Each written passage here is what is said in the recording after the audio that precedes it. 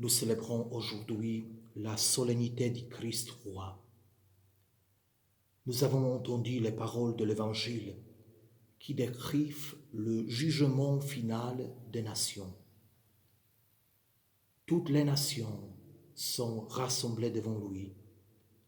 Il sépare les hommes les uns des autres, comme le berger sépare les brebis des boucs. Il place les brebis à sa droite et les boucs à gauche. Cet évangile me rappelle un récit qui présente une version différente du jugement final. Dans cette histoire, les gens rassemblés devant le tribunal de Dieu commencent à accuser et à condamner Dieu pour leur vie difficile.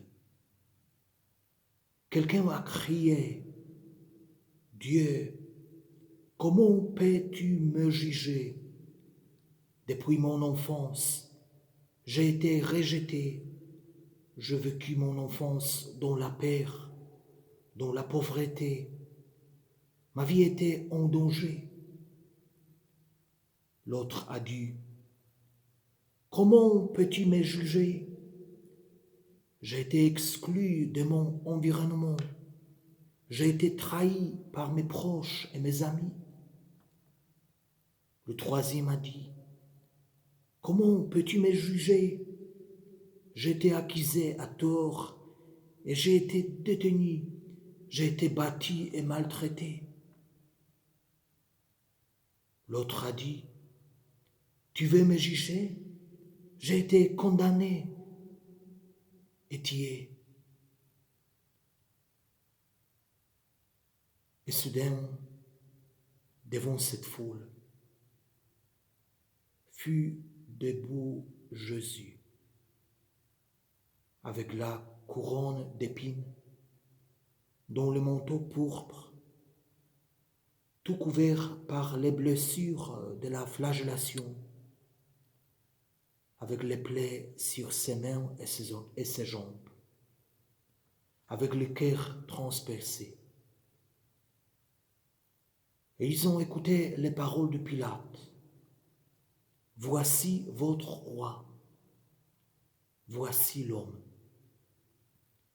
Après les paroles de l'évangile d'aujourd'hui, Amen, je vous le dis, chaque fois que vous l'avez fait à l'un de ces plus petits de mes frères, c'est à moi que vous l'avez fait. Personne ne crut maintenant.